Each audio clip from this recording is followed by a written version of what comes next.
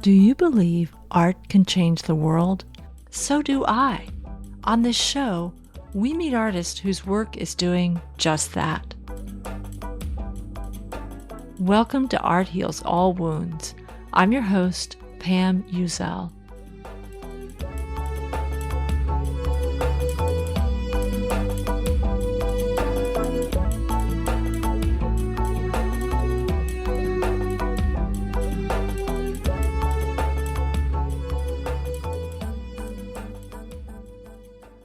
Today's guest is Claudia Bernardi. Claudia is an installation artist, painter, and printmaker. She lived through the military dictatorship in Argentina that lasted from 1976 to 1983. This brutal regime resulted in 30,000 desaparecidos, citizens who were kidnapped, tortured, then killed, their bodies never found, with loved ones still searching to recover them.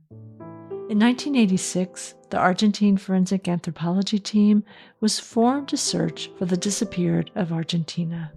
Then in 1992, the Argentine Forensic Anthropology Team was asked to help in an exhumation of El Mozoté, El Salvador, a site of a 1981 massacre.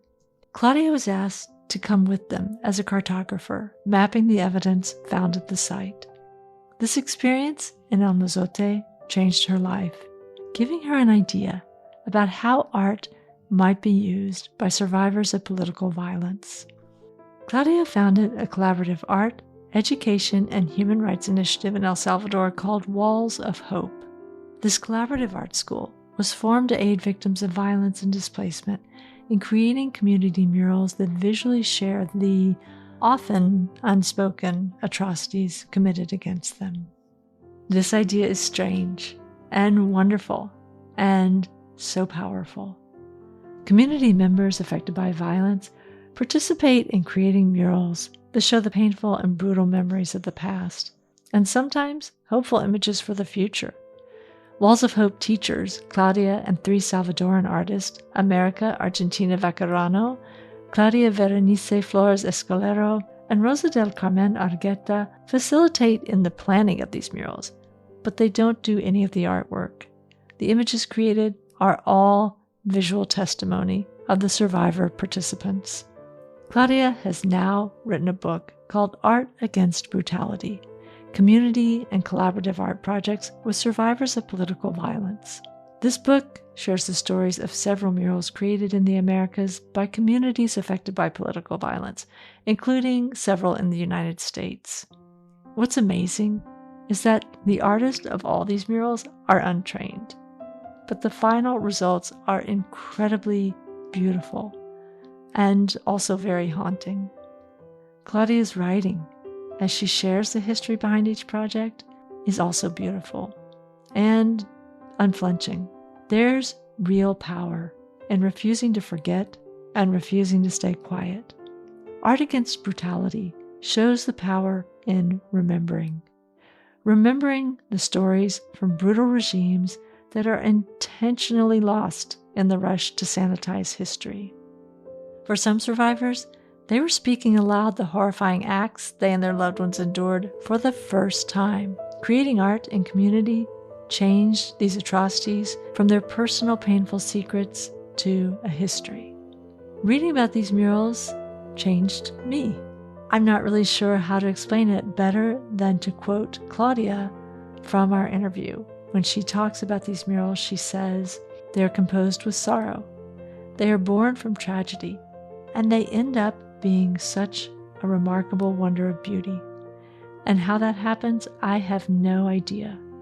I just know that that happens." I couldn't describe the impact of this book any better than that.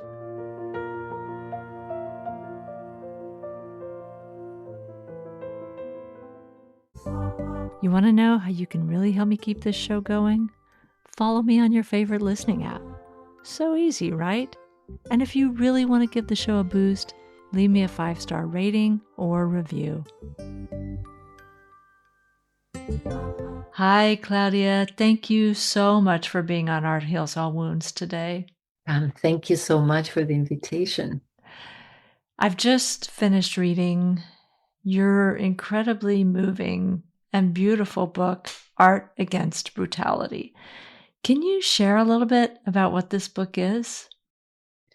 Art Against Brutality is a book that presents in each chapter the creation of a mural that was painted by survivors of political violence in Argentina, El Salvador, Guatemala, Mexico, Colombia, and also in the United States. Right.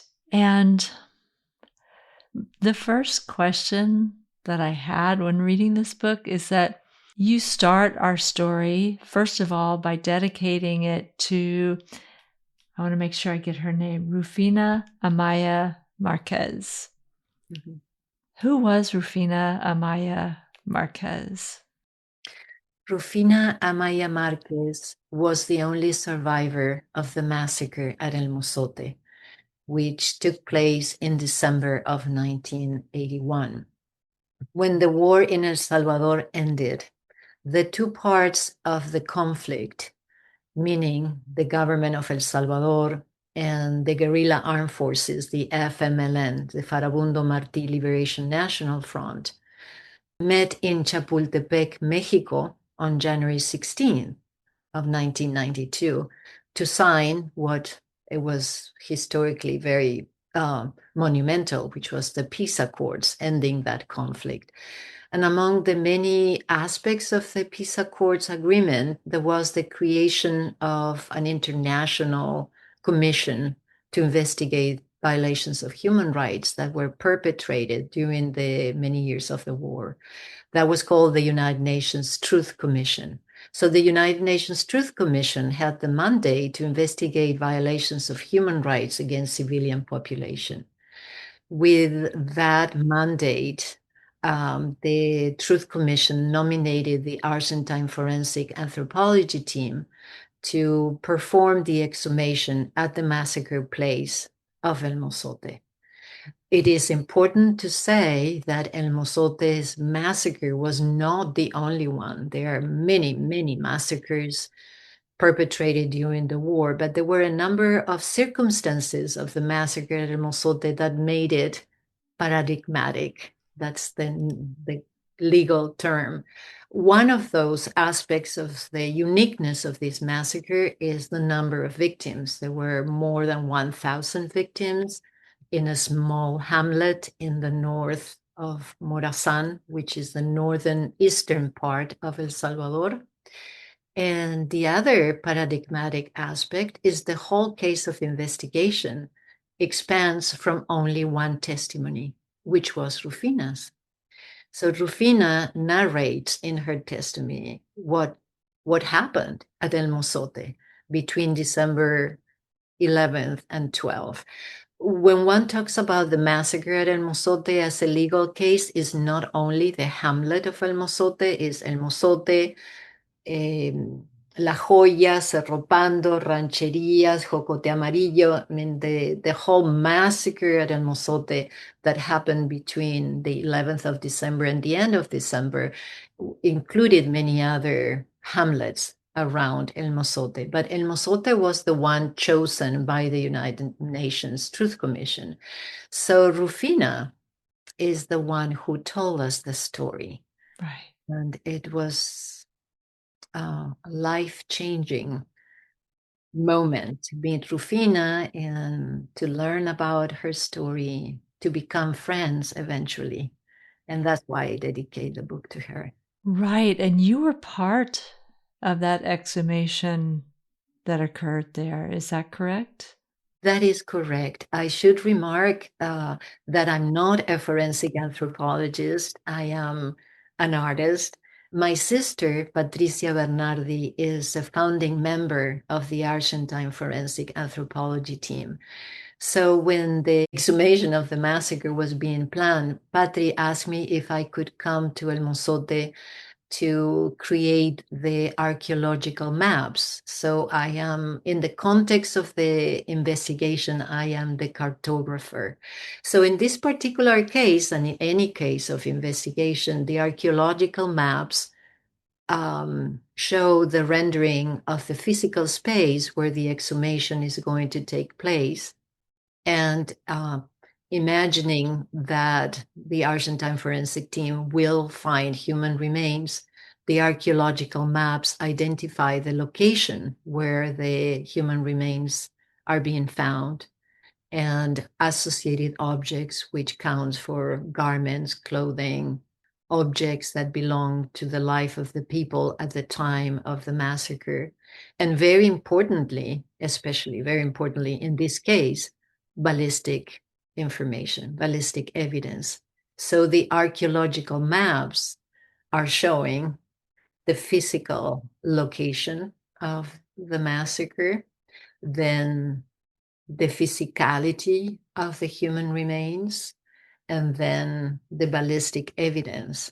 And the ballistic evidence coincides with the human remains and with the physical space. So the visual evidence of the maps are a visual rendering of the massacre in real time. Right. So, in reading this opening, this introduction to your book, it seemed like it was during this whole process that this seed of an idea sort of came to you of what you might do with art in a place that had experienced this type of violence. I'm wondering if you can share what you started imagining then. Yes, it's very moving to hear you saying what you thought about it during the reading of the book, because this is precisely what happened. In the actual voracity of the day, as we would get up very early, and this is very, close to the end of the war, etc. So pretty much the place was of difficult access. We would wake up very early, like 3 o'clock. We would, go through this very different access to El Mozote to arrive there at 7 a.m. or sooner, and then work until the rain would chase us out. But there was such a rigorous kind of work, totally concentrated on what we were doing. But many times I would take a distance, so to say, especially because my role was that of making the maps. So I would physically remove myself slightly or going a little higher on the original border area of the building. And from there, I was seeing, like, in a very clear, tragic way, the evidence of the massacre. And by then, it was also very clear that the original testimony that Rufina had given was incorrect, because Rufina had given the testimony that while she was in front of the place where we were exhuming, she saw men and male teenagers being taken from the church. Some of them were killed. Some others were introduced into this building, which was adjacent to the original church. And then at the end of the day of the massacre, she is being taken out of that house and physically removed away. So for a period of time, she doesn't really see what is happening. And then, as she always said, by the grace of God, by a miracle, she was able to hide and survive. So the original testimony says that she saw men and male teenagers being introduced into the building that we were exhuming. And when we were exhuming, what we found is that the majority of the people we were finding were very young, were children. And that's the outcome of the Argentine forensic report, is that we found a total of 143 people 136 of whom were children under the age of 12, with an average age of 6 years of age. So what it is clear is that from the time that Rufina could see what was happening and the time that she is in hiding, the children that were kept somewhere else, we don't know when, were introduced into that building and assassinated inside. That's what the ballistic report is able to provide as evidence. So at the time that I was drawing that and taking this physical moment of distance and seeing all these children, I kept on thinking what it would be like to come back here and work in art with children of the same age we are exhuming. And still, when I go back to that memory, so frightening and also provocative, because what can we do with that evidence? But Pam, I'm just an artist. I'm an artist. That's the only thing I know how to do. So for me, the evidence of this tragedy presented the question, what it would be like to come back here and create art with children of the same age we are exhuming. And it took many years. It took many years to go. Then there's another moment, very important moment in the process, which is when I came back physically from El Salvador to Berkeley, where I was living at the time. Using a phrase that belongs to Garcia Marquez, the body arrived and the soul lingered. The body was here in Berkeley and the soul was in El Salvador. And nothing seemed right. Everything seemed not the reality that I was supposed to be in, but I didn't know what that was. And I am very thankful to poets. I always thank them that they have the same amount of words that we do, but they use it better. So I read this beautiful poem by Czesław Miłosz. It's a long, beautiful poem that is called On Angels. And the last three stanzas, the last three lines, I'm repeating. I'm not absolutely sure it's like that, but the concept is each day brings near another one. Do what you can. And that awareness brought such a new anchor, like a new compass for me, because it brought me to the very essential question. What is what I need to do? What can I do? Because I could do artwork, I could go to my studio. I did go to the studio. The art had profoundly changed. I didn't even know what was happening, but of course the art changed. It was the first time that I started doing installations. Mm-hmm. And that was almost a revelation to me, because it had a lot more to do with what I had seen and retaining memory than anything that could be necessarily adapted to what an art form is. It was hard for me to identify, but I did. I started doing installations, which was a new wonderful vocabulary, very apropos that time. But that was not it. I knew that that was not it until it was clear that I needed to go back to El Salvador and create a school of art for children of the same age. We had it. Right. Is that the Walls of Hope? Is that the name of the school? That is Walls of Hope. So Walls of Hope started as a proposition that had many angles. And I had worked here in the United States and here in the Bay Area with the community from El Salvador and Guatemala. I worked at two different locations. This was a project that was funded by the California Arts Council to work in projects with political refugees and survivors of torture from Latin America. So I knew how to present the invitation, so to speak, to people who have suffered political violence.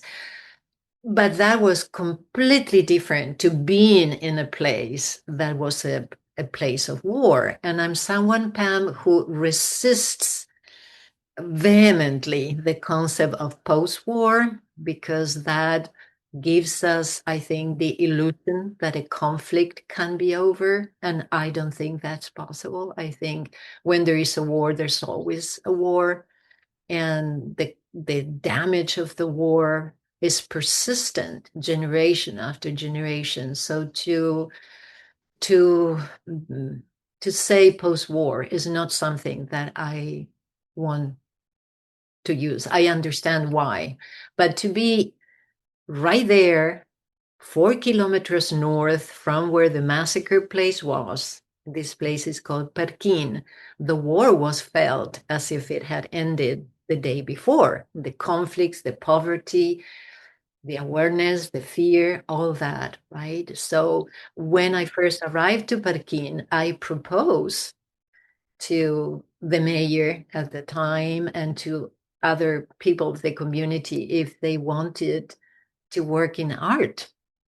And this is a place of war. So what was beautiful about it is that they never said no. They always said yes. So for me, the creation of Walls of Hope is from the very beginning not my project, but the proposition of a project. And that is something that I knew very early, that this could not be a Bernardi project. This needed to be a local project that included local people. And that is how my beloved friends and dear colleagues, Dina, who is América Argentina Baquerano Romero, Claudia Berenice Flores Escolero, and Rosita del Carmen Argueta, these three women started being part of the workshops, and then they became wonderful teachers. Unbeknownst to them, they were wonderful artists, teachers, administrators, and that is the origin of Walls of Hope. So Walls of Hope, if I were to define what it is a very different kind of educational proposition that involves arts, the arts, human rights, conflict resolution, diplomacy, because this is a place where people who were living in Perquin at the time had fought the war in different armies. And that was present, Pam, in everything. And we knew from the very beginning that we did not want to have any affiliation with one side or the other. Well, that is one phrase that one says, but it is so hard to make it happen, right? And we also very early knew that this was a place that would welcome everyone, and especially the children. So, little by little, it was a learning process. We learned a lot from the success, but we learned a lot from the mistakes we made. And we understood that this was it was a political activity, but it couldn't have an affiliation. It shouldn't have an affiliation. But interestingly, out of that determination, we succeeded, and the School of Art remained. And it was just beautiful. What part of the book tells is that the community saw us and saw Walls of Hope as the beauty maker. So, they would come and ask us if we could do a wedding dress. I had never made a wedding dress, but I said, well, why not? Cut the hair, decorations for christening children, decoration for funerals. The community understood that we were, for lack of a better term, beauty makers. And we would say yes to everything and then figure out how to do that. It was very fun. It was really very fun. And it was a time in which there was really nothing in Perquin. I mean, it was very affected by the war. So that was another interesting aspect of Walls of Hope. We had no funding. We had almost no art materials. We had no school. We had no physical place. And that, of course, which was a challenge, it also became an interesting diplomatic liaison because the ones that had fought the war in one side or the other, if they wanted us to continue doing art projects, they have to figure out where to put us. So, and we said everything. We said yes to everything. Sometimes the conditions were hugely precarious, like, having the art class in a corridor, barely covered by a roof in the middle of the rainy season. So we didn't know what to give the children first, either the paper or a towel, because everything was so incredibly wet. But we never said no. We accepted what the community was willing to give us. And I think that flexibility was a good factor, was a very positive aspect of how Walls of Hope emerged, continue, and grew and expanded. Because then Walls of Hope is what we call now the Perquin model, is basically what this book, Art Against Brutality, is about. We have a methodology, the chicas and I have a methodology of work that is relatively simple. What it is not simple is the conditions in which these projects are going to take place. Because although the work is an art project, is a mural project, the circumstances that leave us to get into this place, and also, who are the participants, it's very different to any kind of art project that we may find, let's say, in an art school, where it's very protected. I mean, we have to be extremely careful. Issues regarding safety for the participants, for ourselves. And that has to do with being in a conflict area. Right. Well, in speaking about your book, it seems like a really big theme is remembering. And I'm wondering, can you talk a little bit about what it is that's being remembered, what we're being asked to witness and remember, what the participants are remembering, and why that is such an important part of these projects? Yes. So first of all, what I would like to share with your audience is that the way I see my role and the way I see the role of my dear colleagues and friends, the chicas, I call them, las chicas, the chicas. We are facilitators. We do not touch the mural. We do not propose anything. We do not suggest one thing or the other. We enter each project with an open heart and many questions. So, in regards to your question to me, when I ask that, so in what we call the choreography of the piece, the first part of any project, we share with the participants of this new project where we are coming from. So the chicas come from El Salvador and the war in El Salvador. I come from Argentina and the military dictatorship. We tell a story of where we are coming from. And then we produce a question to them. These people have been congregated, they have been invited to be part of these projects because they have something in common. Let's take as an example the women in Huehuetenango. These were 35 women who were survivors of sexual violence during the armed conflict.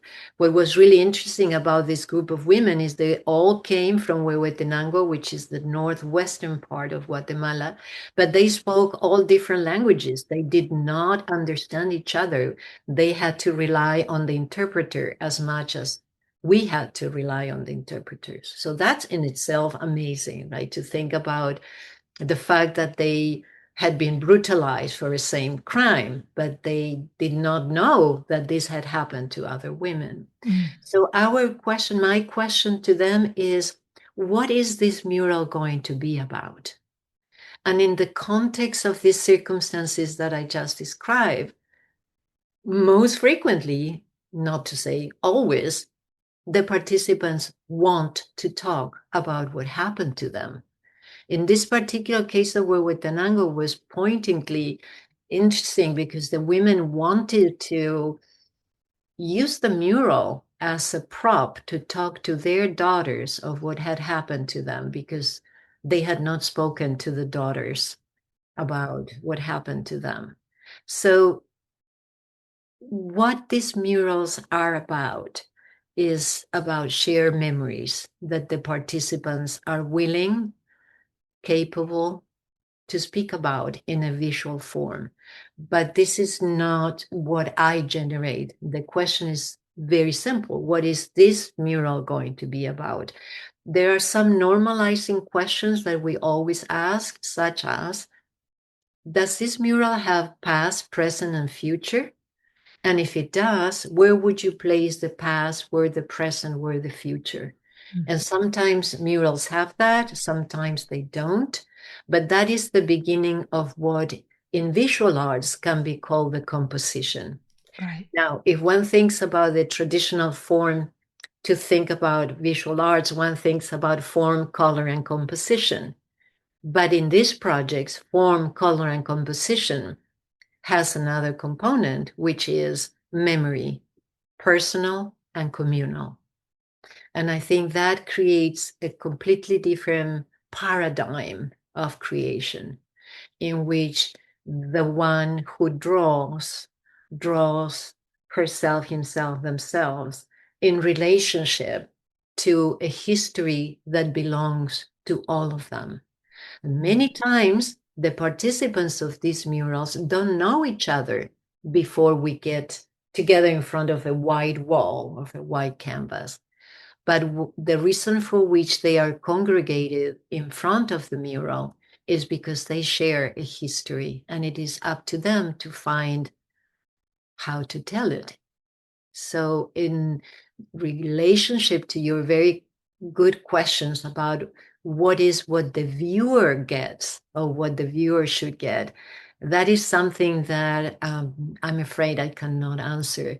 What I can only say is that when the murals have been exhibited or have traveled, have been able to tell the story, the viewers learn something in another form than reading about it or statistics.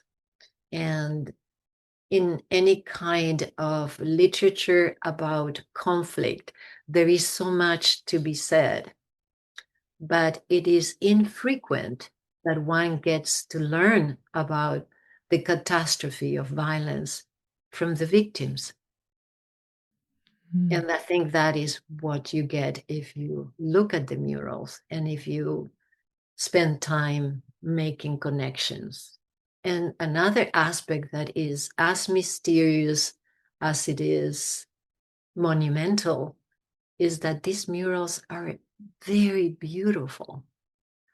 They are composed with sorrow. They are born from tragedy, and they end up being such a remarkable wonder of beauty. And how that happens, I have no idea.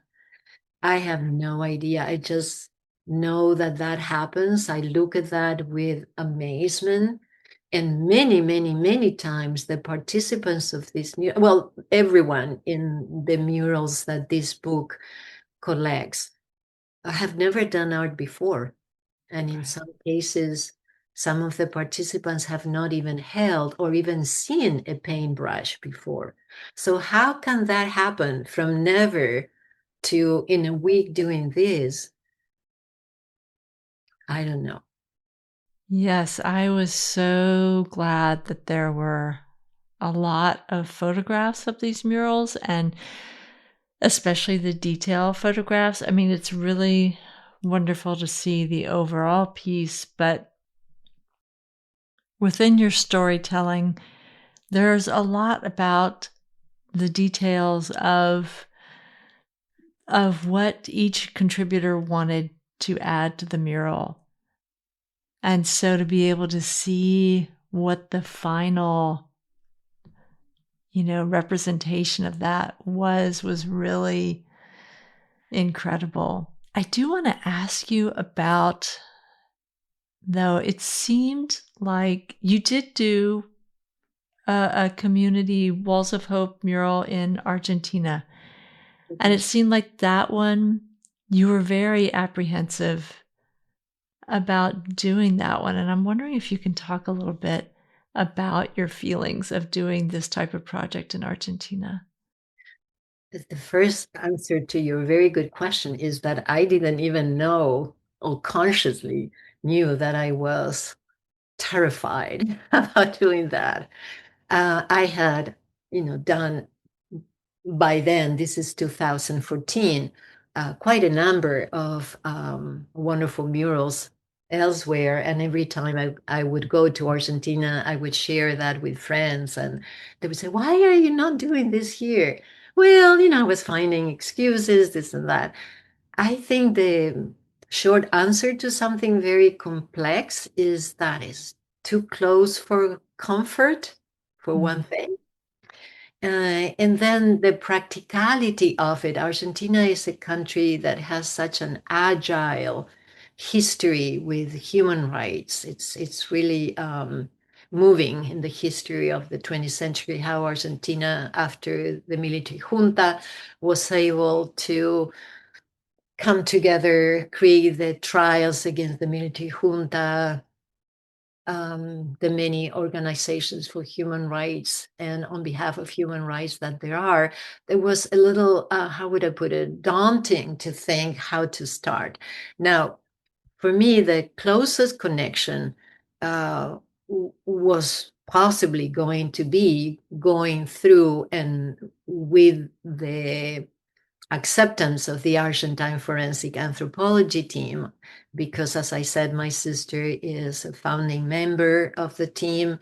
I know the members of the team before the team was a team, so it felt very comfortable that way. But I also knew very well that the Argentine team is impeccable in terms of being very careful and 100% scientific. So I was simultaneously confident that I had a good way to start, but also because I knew them very well, I was fearing that they would tell me not, right? So Right. when we had that first meeting with the team, and they didn't say yes right away, but they also didn't say no right away. But then the question was, where would this mural be? Because the participants I proposed to work with would be families of the disappeared who had been able to find the human remains of their missing family members thanks to the work of the Argentine Forensic Team. When one talks about families of the disappeared, we talk about families of more than 30,000 people, but the number of people who were able to retrieve the human remains of their loved ones through DNA testing is limited, is a smaller group. So that was what I was proposing to the Argentine team to work with. So they would be the liaison between the art project and the participants. So then it was where to do this project. And Pam, I was so ready to do something very small, very uncomplicated on a canvas at the office of the Argentine team. And one of them, Luis Fondebride, said, well, why don't you do it at ESMA? And I remember physically was like a donkey hitting me in the chest. ESMA is Escuela Superior de Mecánica de la Armada. That's the Navy Mechanical School, the largest clandestine center of detention and extermination of Argentina. So to imagine creating a mural in the largest clandestine center of detention, torture, and extermination was something that I had not contemplated, but that brought many other questions, like something obvious. Would the participants want to go physically to that place? So those were initial um, challenges of this project that were being rendered on one side, solution on the other side. But what was beautiful about this project, first of all, my sister said, okay, if we contact five family members, five families, and three say no, this is the end of this project. So I was already thinking, okay.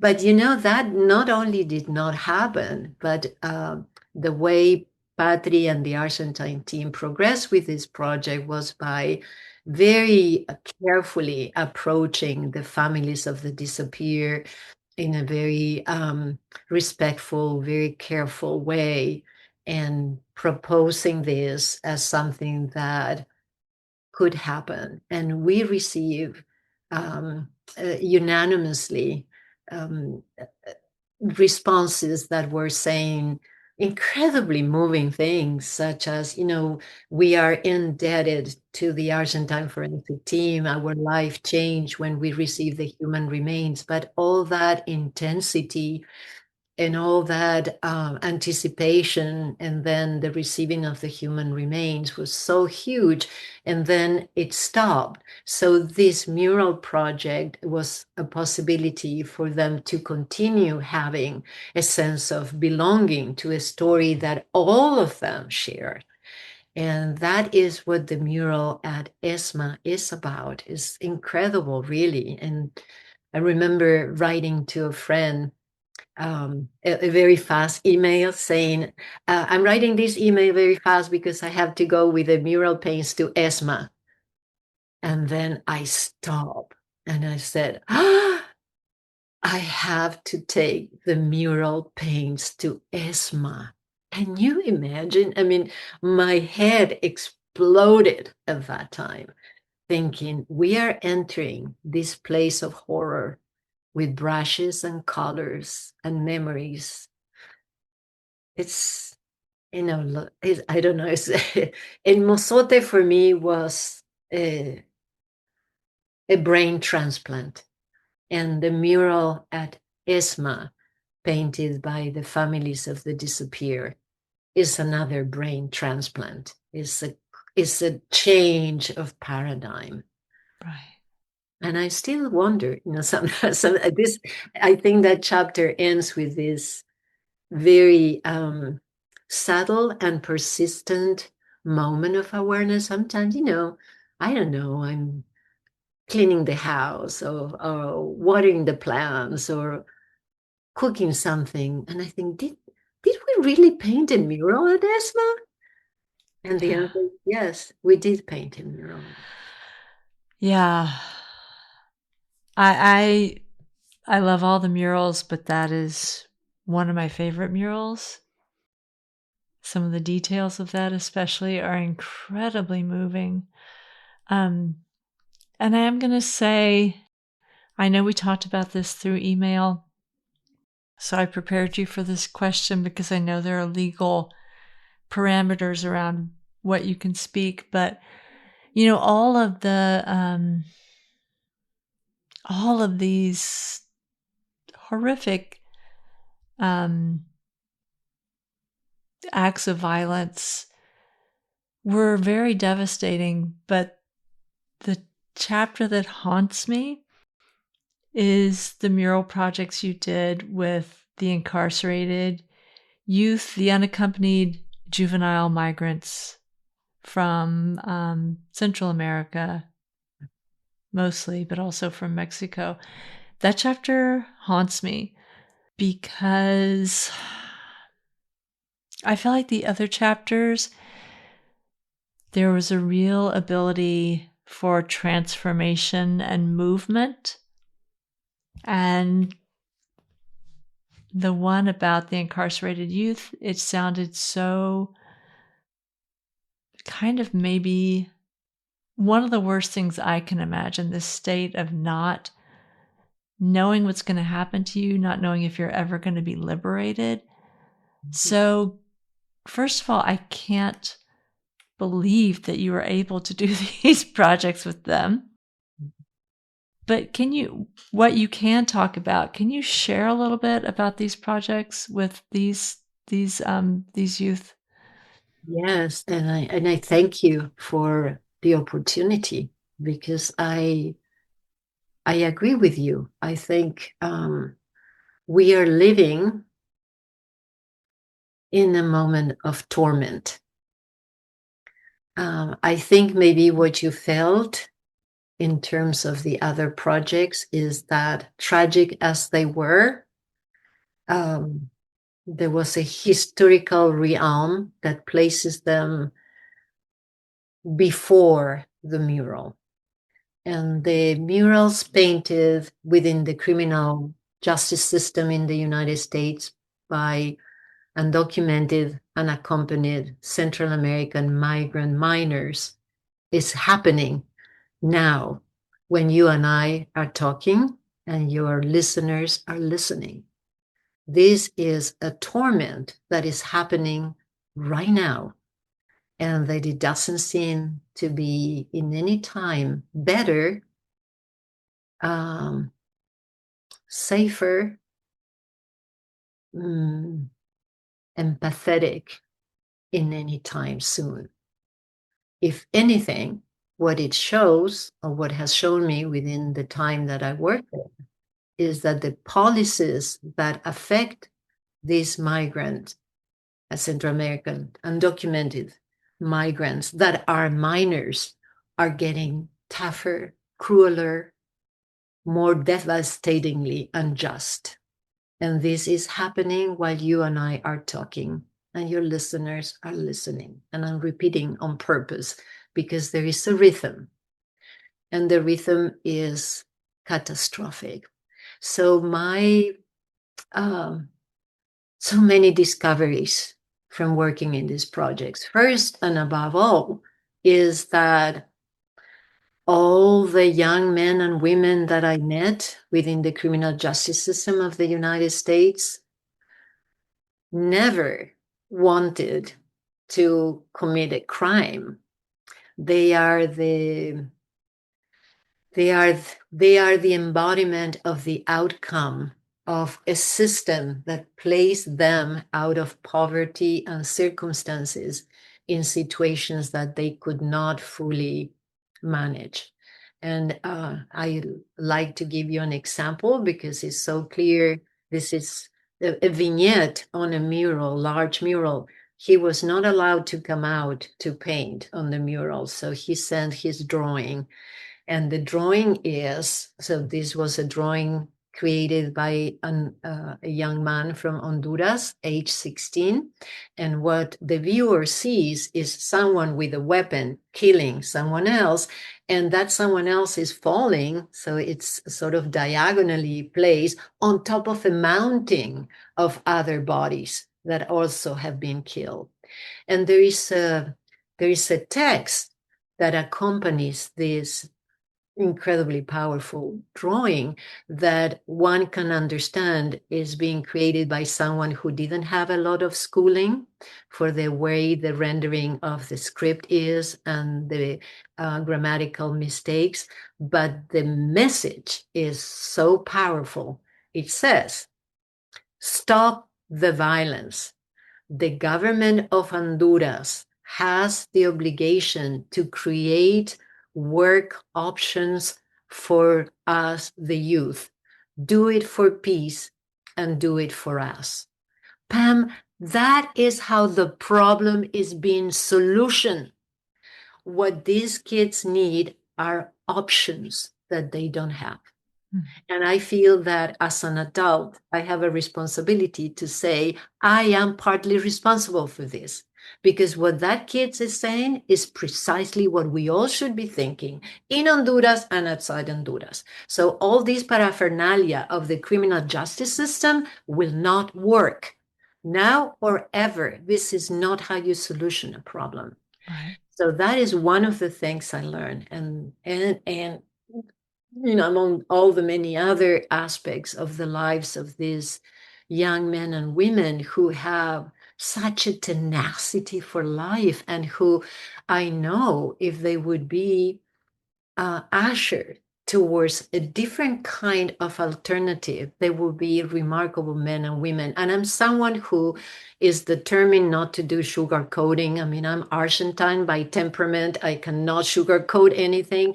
So this is not romanticizing the victim problem, but it is a realization that these kids have seen so much in such a short time.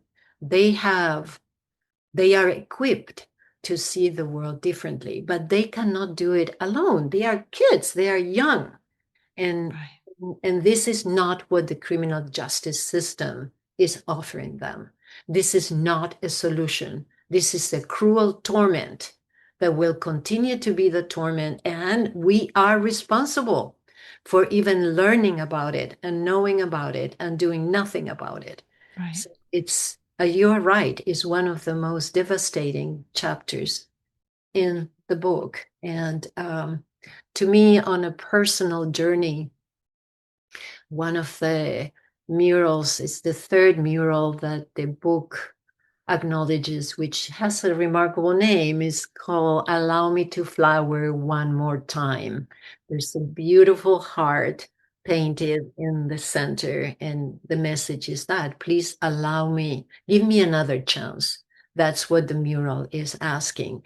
And as we were painting the mural, and all the things happen, people here, people there. It's like a whole symphony. But there was one young man that was painting the right side of the mural with a lot of butterflies. So he said, come here where I'm painting and tell me something about Argentina. I don't know anything about Argentina. So I did as much as I can. He was very surprised about learning about the disappear. He had never heard anything about it. And, many other things. So the day the mural was finished and we had a christening and, presentation to the people in this setting, in this jail, he looked for me and said, I really would like to talk to you, even if briefly, in a more private way. And I thought, in a private way in the criminal justice system, I don't think it would work. But okay, we found a place that was a little more less invaded by other people. And he said, I've been thinking a lot about what you told me about the disappear in your country. And I want to tell you that I think the disappear of your country are lucky because you are still looking for them. Mm. We are the disappear that no one is looking for and no one will ever find. And Pam, I didn't have the heart to tell him he was wrong because he's absolutely right. They are the disappear that no one will look for and no one will find. They will be trapped within the thicket of the criminal justice system of the United States for many years to come. Yeah, that's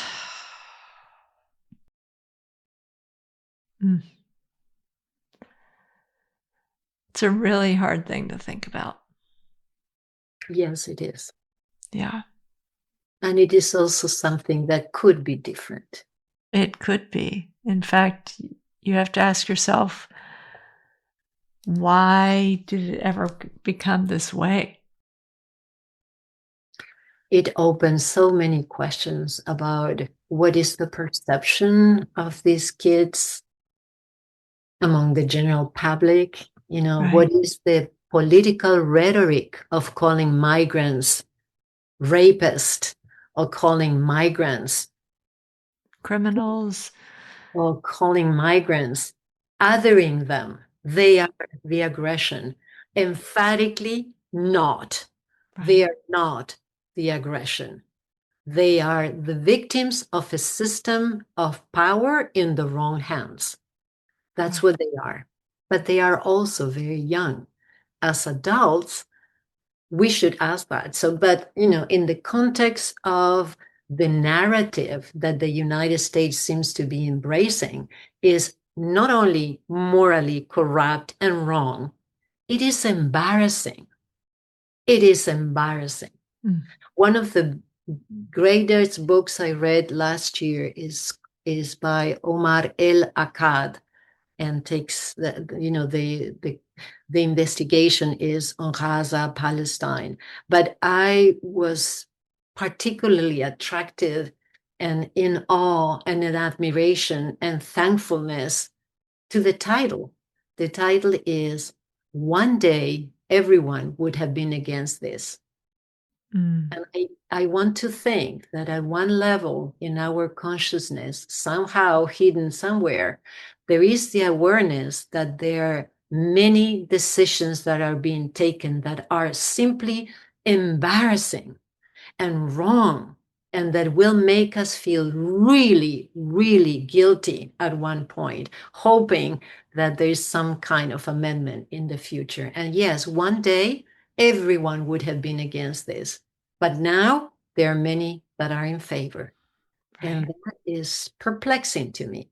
But once again, the narrative that is being used today in the United States against the migrants, and especially against the minors that are migrants. And we have not even touched on the awareness or realization and presentation of facts that children are being separated from their parents. Right. So think about you and your life. And if you have a child in your life, think about the possibility that the child is separated from the parents for one afternoon.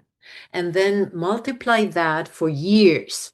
And then try to figure out, arrive to the very obvious question, what kind of young men and women those separated children would be. Right. It doesn't take much thinking to understand what is the logic behind that separation. And it's also not hard to anticipate that we are contributing, we as spectators of this, are contributing to a world that will lead to more carnage and devastation, because certain things are simply wrong and morally corrupt, and they are crimes. And they should be called even crimes against humanity.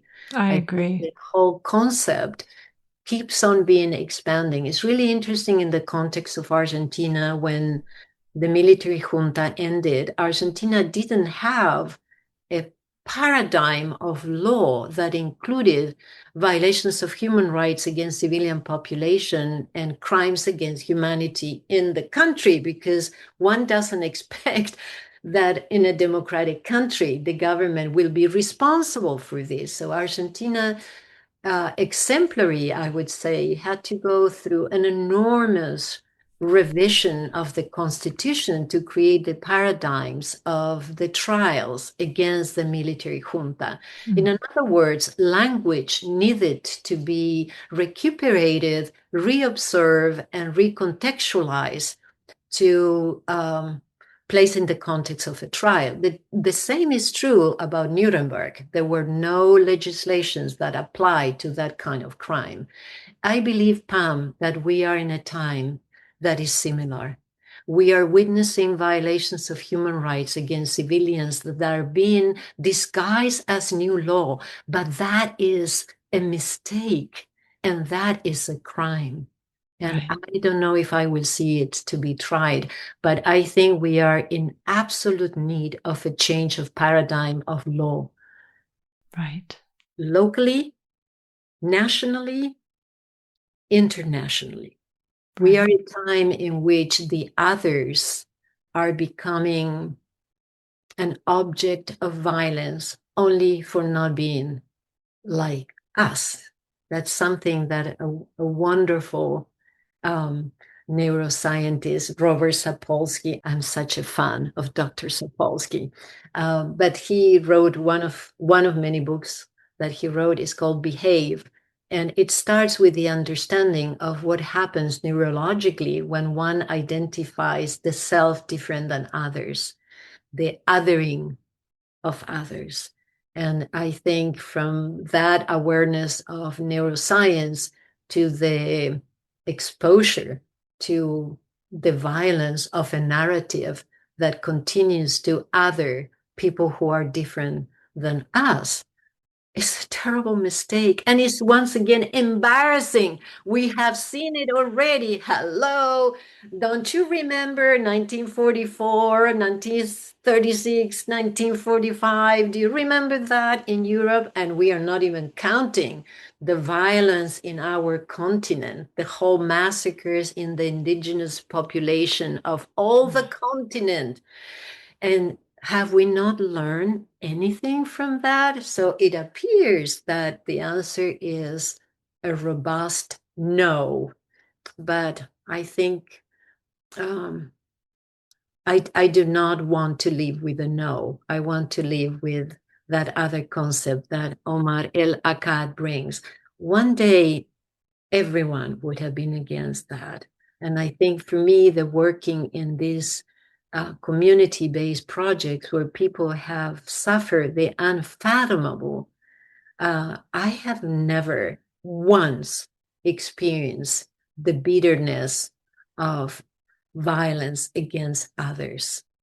They don't speak about it. They preserve their identity as victims that they are, but they are committed to imagine a future that is more just, even more beautiful.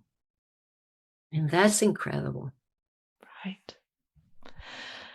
I think that's a beautiful note to end on. I could talk about this book with you and about these ideas for several more hours, but I know that you have other things to do today. Can you tell people where they can find the book, learn more about Walls of Hope, and about your work in general? Well, the book was published by New Village Press. There is a web page called Art Against Brutality .net. So that is a way where the readers can also see more photographs. There are many photographs in the book, but there are many more in the webpage. So that's something I'm very thankful to Lynn Elizabeth and New Village Press for posting this webpage. Yeah. I know that the book is going to be launched and at bookstores from June 20th on. I know that several bookstores in the Bay Area are carrying it, but I think the safest one would be to go to New Village Press. There's a possibility to acquire the book ahead of time and then trying to find out where else to purchase that. And in terms of Walls of Hope, we have a webpage, is website called Walls of Hope, www.wellsofhope.org. It is eternally outdated because we do a lot more work that we have time to go back to the webpage, and we are not techno anything. So the website of Walls of Hope may look as if it is outdated, and that is true because we are still doing work and we are not writing a lot about it. So that's how one gets to learn about Walls of Hope. And I don't have a website for myself or my art. So you can Google Claudia, but that's the least interesting part of it. You can go to Walls of Hope and see the chicas and I working together. Or hopefully your audience will be interested in learning about these projects. Yes. Art Against Brutality presents Yes. to the audience. Yes. Well, Thank you so much. It was such... I've been trying to figure out the vocabulary to use, what an impact this book has had on me reading it. So I'm so grateful to have read it, and I'm so glad that you were willing to come on the show and talk about it. Very thankful. I'm very, very happy to be, first of all, to meet you after many emails, and thank you to your audience for embracing this theme. You're listening to Art Heals All Wounds.